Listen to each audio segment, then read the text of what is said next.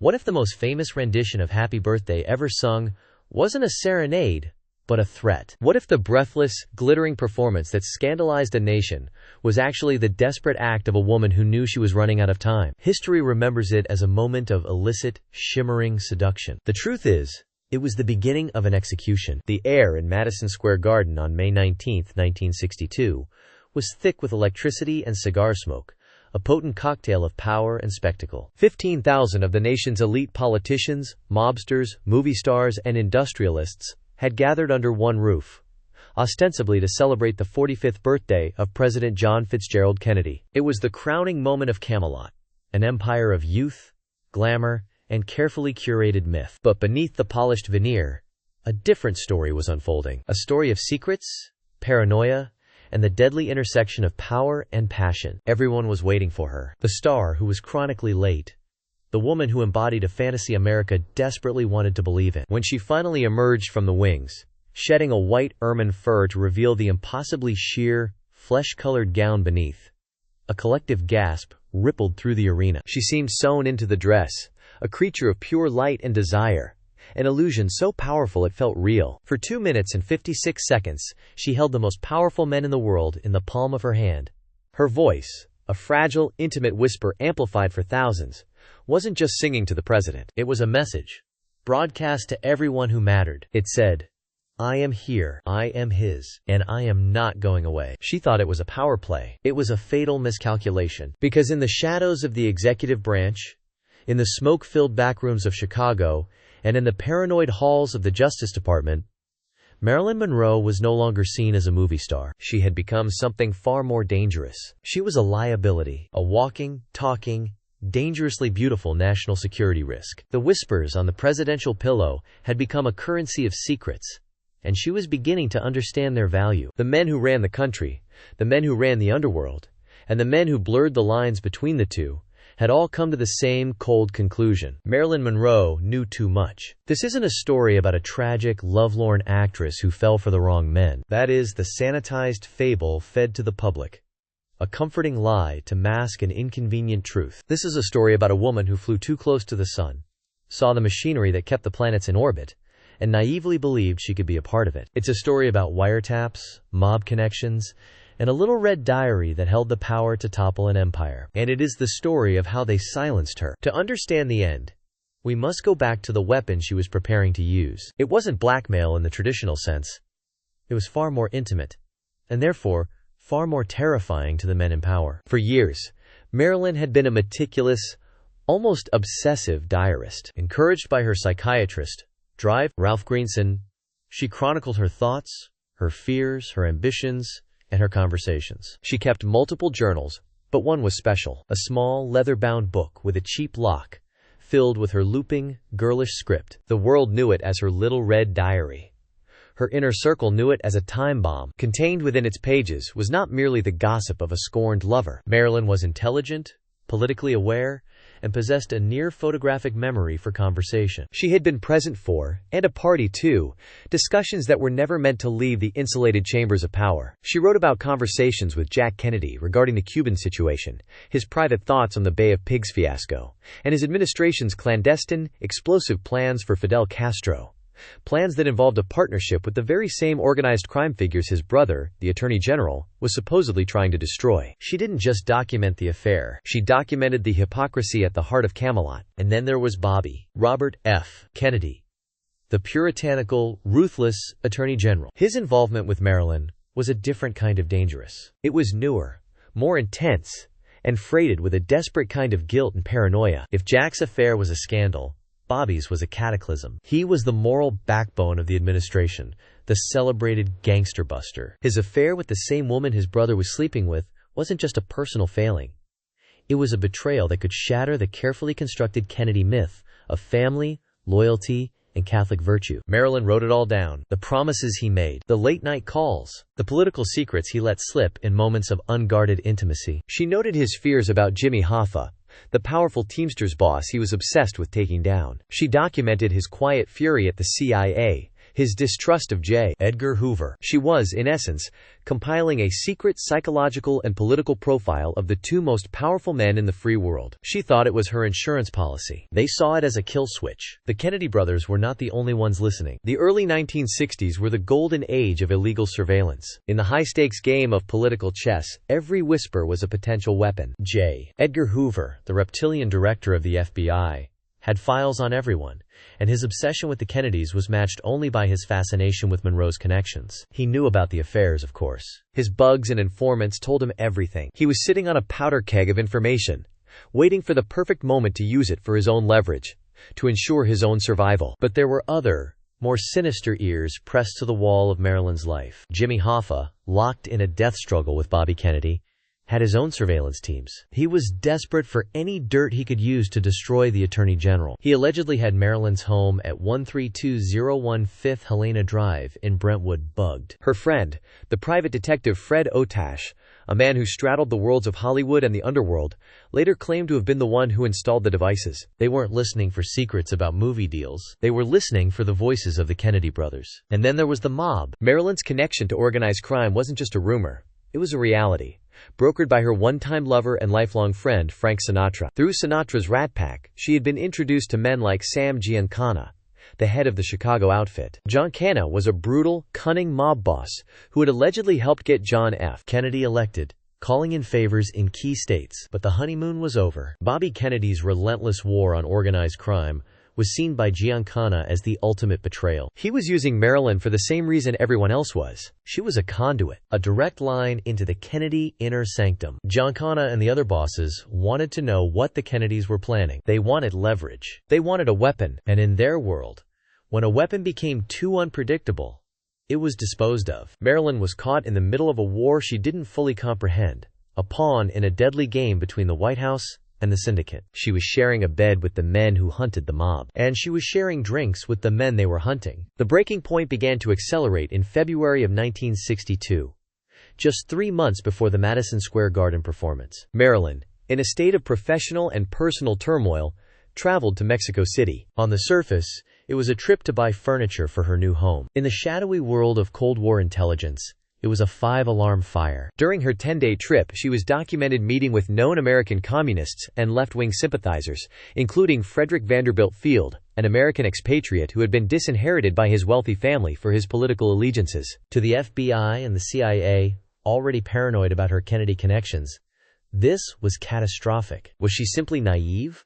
A clueless movie star consorting with radicals? Or was she, wittingly or unwittingly, passing sensitive information she had gleaned from the president to enemies of the state? The context was everything. This was the height of the Cold War. The Cuban Missile Crisis was just months away. The idea of the president's mistress having unsupervised contact with communist figures was an unacceptable risk. The file on Marilyn Monroe, once a matter of containing a potential sex scandal, was now reclassified in their minds. She had escalated from a public relations problem to a matter of national security. As the spring of 1962 bled into a hot, tense summer, the walls began to close in. The phone calls from the White House, once frequent and filled with flirtatious banter, became sporadic, then stopped altogether. Jack had moved on. He was the president.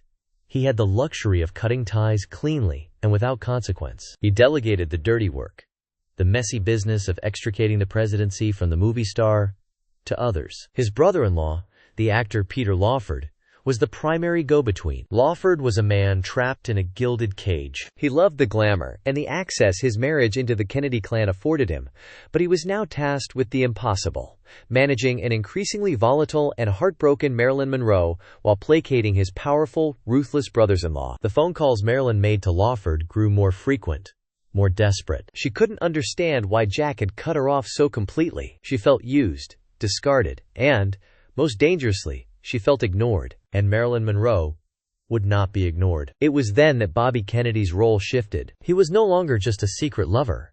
He became the cleaner, the enforcer. It was his job to retrieve any incriminating letters, to quiet any rumors, to make the problem go away. His visits to her Brentwood home became more frequent, but the nature of them had changed. The intimacy was replaced with a cold, hard-edged urgency. He was there on a mission, not for a rendezvous. Witnesses, like Marilyn's housekeeper Eunice Murray, would later speak of shouting matches, of a palpable sense of fear and conflict that filled the small house whenever the Attorney General visited. Marilyn, realizing she was being systematically erased from the Kennedy narrative, began to panic. But her panic did not manifest as quiet despair. It manifested as defiance. She started talking. She told close friends, like her masseur Ralph Roberts, that she was going to hold a press conference. She was going to tell the world everything. She wasn't just threatening to expose the affairs.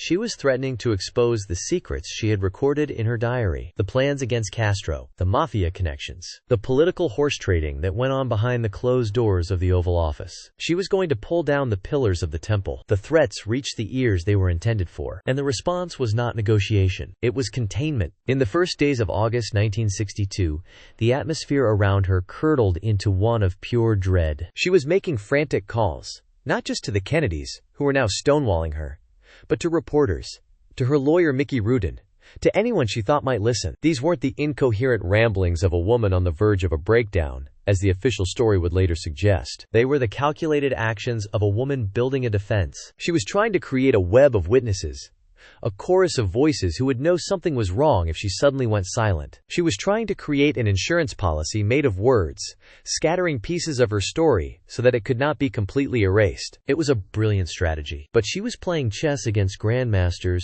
who had long since stopped following the rules. The official timeline of her last day, Saturday, August 4th, is a masterpiece of obfuscation, a tapestry of conflicting statements and missing hours. But certain facts pierced through the fog. We know Drive Greenson, her psychiatrist, had a session with her that afternoon, which he described as difficult but not indicating a suicidal state. We know Peter Lawford called her, inviting her to a dinner party at his home, an invitation she declined. His later accounts of their subsequent phone conversations are chilling. He claims she sounded slurred, distant, and said, "Say goodbye to Pat, say goodbye to the president, and say goodbye to yourself because you're a nice guy." Then, the line went dead. But there is another visitor from that day, one who does not appear in any official police report, but whose presence has been attested to by a constellation of peripheral witnesses for decades. A man who arrived in a helicopter and was whisked to her home by Peter Lawford. A man who had everything to lose if Marilyn Monroe held her press conference. Robert F. Kennedy. According to multiple accounts,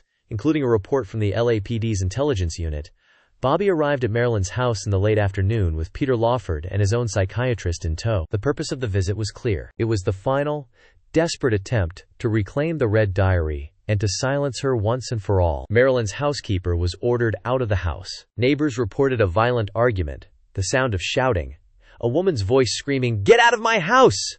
He wasn't there to console her. He was there to retrieve something. And as the door of 13201 Fifth Helena Drive slammed shut, Marilyn Monroe was left with a silence more terrifying than any threat. And as the door of 13201 Fifth Helena Drive slammed shut, Marilyn Monroe was left with a silence more terrifying than any threat. But what if that wasn't the end of the story for that night? What if the official narrative, a woman, alone, succumbing to despair, is the final, most cynical lie? What if the frantic efforts that night weren't to silence a threat, but to manage a disaster already in progress? The official story tells us Marilyn Monroe's body was discovered by her housekeeper, Eunice Murray, around 3:30 in the morning on August 5th. But decades of investigation have unearthed a different timeline, a shadow narrative that begins much, much earlier. It's a story that starts not with a discovery, but with a frantic, secret phone call. Meet James Hall, an ambulance attendant with Schaefer Ambulance Service. In 1993, with the specter of his own mortality looming, he broke a 30-year silence. Hall claimed that on the night of August 4th, hours before Marilyn was officially found dead, his unit received a call to her Brentwood home. It wasn't a call for a dead body. It was a call for an overdose, an emergency. According to Hall, when he and his partner arrived, they found a scene of controlled chaos. Marilyn was not dead. She was alive, but just barely. She was in a deep coma, her breathing shallow, her body limping on the bed. But she wasn't alone. Hovering over her, working frantically, was a doctor. But it wasn't her psychiatrist, Drive Greenson. It wasn't her personal physician, Dr. Engelberg. It was a man Hall had never seen before and would never see again. A mystery man, a ghost in the narrative, who was desperately trying to save her. Hall described this doctor administering an injection directly into Marilyn's ribs, a cardiac stimulant, a last-ditch effort to keep her heart beating. He described them loading her onto the gurney, her famous blonde hair splayed across the pillow, a living, breathing woman being rushed out of her home and into the back of their ambulance. Their destination: the emergency room at Santa Monica Hospital. This wasn't a cover-up of a suicide. According to Hall, it was a botched rescue attempt. But then, the story takes a turn so bizarre, so sinister, it defies all logic. As they race through the night, the mystery doctor riding with them, Hall claims they received a radio call. It was an order to turn back. Someone, somewhere, had made a decision that Marilyn Monroe could not arrive at a public hospital. The scandal of the president's mistress overdosing, with potentially his brother present just hours before, was too great a risk. It was better for her to be found dead in her own bed. They were told to take her back to the house. An incomprehensible order, a death sentence delivered over a crackling radio. Hall described the chilling moment they carried the still comatose Marilyn back into her own bedroom and placed her on the bed. The mystery doctor, defeated, simply vanished into the night, and the ambulance crew was told to forget everything they had seen. So if this account is true, what happened in the intervening hours between the moment the ambulance left for the second time and the official discovery by police? This is the dead space, the black hole in the timeline where a managed emergency was meticulously restaged into a lonely suicide. This is where the cleanup crew went to work. Suddenly, other strange details from that night snap into focus. The housekeeper, Eunice Murray, was found by police in the early morning hours, washing sheets. Why? Her story changed multiple times over the years. First, she saw the light under Marilyn's door and felt something was wrong. Later, she claimed she was ordered not to disturb Marilyn. Which was it? And why did she wait until 3:30 in the morning to call Drive Greenson, who lived just minutes away? Then there's the first police officer on the scene, Sergeant Jack Clemens. He was suspicious from the moment he walked in. He noted in his report the pristine, almost sterile, condition of the room. He saw the array of pill bottles on the nightstand, arranged almost perfectly, like props on a movie set. But he saw something else, or rather,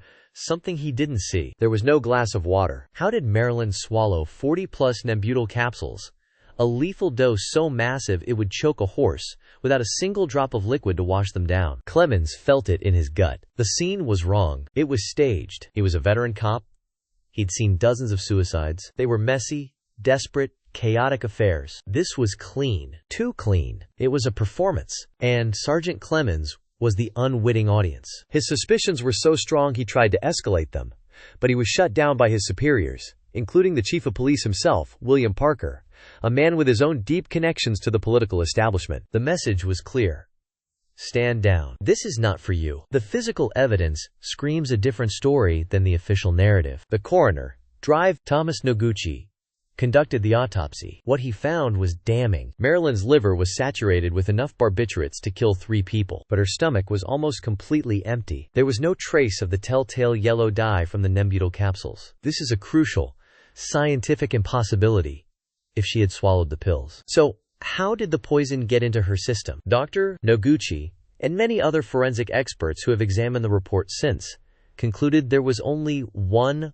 plausible explanation. The drugs were not administered orally. They were administered through an enema, a barbiturate solution, delivered in a way that guaranteed rapid, total absorption and would leave no trace in the stomach. This is not the method of a desperate, impulsive suicide. This is the method of a calculated, clinical murder, a method designed to be hidden, designed to fool the very experts who would later examine her body. Who would have such knowledge? Who would have the cold-blooded precision to carry out such an act? The circle of suspects now expands beyond a jilted lover. This level of sophistication suggests a different kind of player. Someone accustomed to cleaning up messes. Someone who understood forensics. Someone who could stage a scene and make it stick. And let's not forget the other evidence that simply vanished. The red diary was never seen again. Marilyn's detailed phone records for the night of August 4th, confiscated by the district attorney's office and locked away, never to be released. Key tissue samples from her autopsy, which could have been retested for injection marks, disappeared from the coroner's office. Every piece of evidence that could have proven murder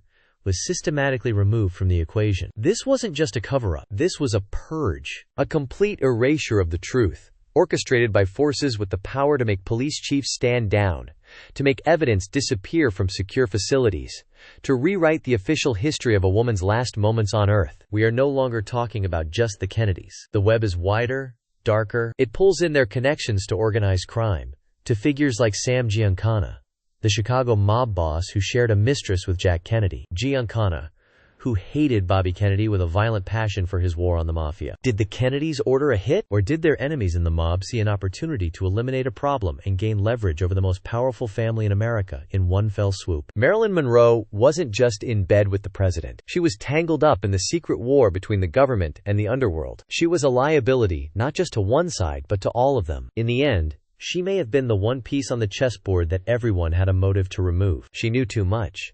And her fatal mistake was believing that, in a world of powerful men, her voice was a weapon. She failed to realize that, to them, her silence was far more valuable. But what if Marilyn knew her life was in danger? What if, in her final weeks, she created her own insurance policy? Sources close to the investigation have long whispered of another secret, one far more damning than any diary. Tapes, bugging equipment secretly installed in her own home, capturing her most intimate phone calls with both Jack and Bobby. A kill switch, designed to be released upon her death. So if this ultimate proof existed, where is it now? And who got to it on that fateful night? The truth rewrites the entire timeline of that night. The official story, the one fed to the press, has a neat, tidy sequence of events.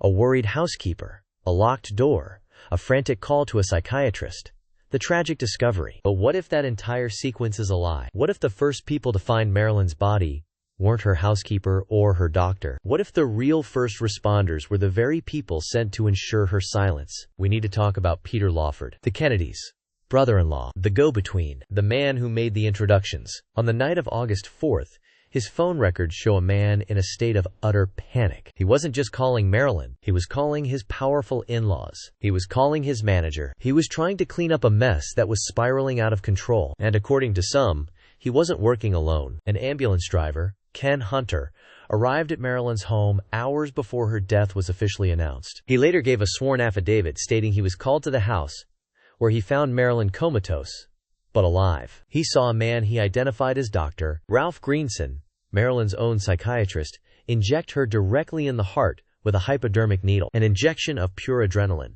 a desperate attempt to restart a heart that was failing from a massive overdose. But it failed. The needle strike was so violent it broke one of her ribs. Why was this crucial detail left out of every official report? Because it proves one thing definitively. Marilyn did not die alone. There was a frantic, chaotic medical emergency happening in her bedroom hours before the world was told she was found. Who was in that room? And more importantly, who was giving the orders? The injection wasn't the cause of death. The barbiturates already in her system were, but it proves a cover-up was in motion from the very beginning. They were trying to save her until they weren't. What happened in the gap between that failed revival and the official discovery at 3:30 a.m.? This is the missing time. The window where a medical emergency was transformed into a tidy suicide, where a crime scene was sanitized, evidence was removed, and a story was concocted. A story that protected the powerful and condemned a vulnerable woman to a legacy of self-destruction. In those missing hours, Marilyn Monroe's death became a carefully managed production, and the director of that production was not a Hollywood mogul, but a figure far more powerful, with a vested interest in making sure the final curtain fell on the official story and nothing else. That director was Robert F. Kennedy, the Attorney General of the United States. On August 4th, multiple eyewitnesses place Bobby not in Northern California as he claimed, but in Los Angeles, flying out on a helicopter late that night. He wasn't there to comfort a friend. He was there to retrieve any evidence linking her to his family, the red diary, the tapes, any letters, and to manage the fallout. The official story wasn't written in the days that followed.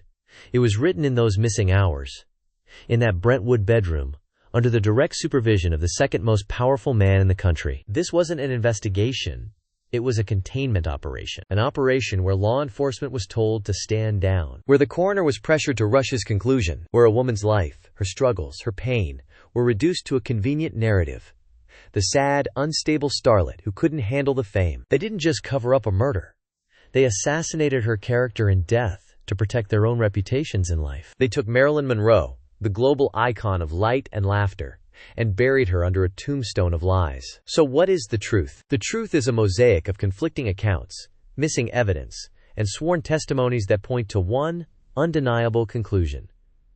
Marilyn Monroe did not die by her own hand. She was a casualty of a war she never asked to be a part of. She flew too close to the sun, not the one in the Hollywood sky, but the one rising over Camelot. Her death was the price of their secrets. The official cause of death is listed as acute barbiturate poisoning due to probable suicide.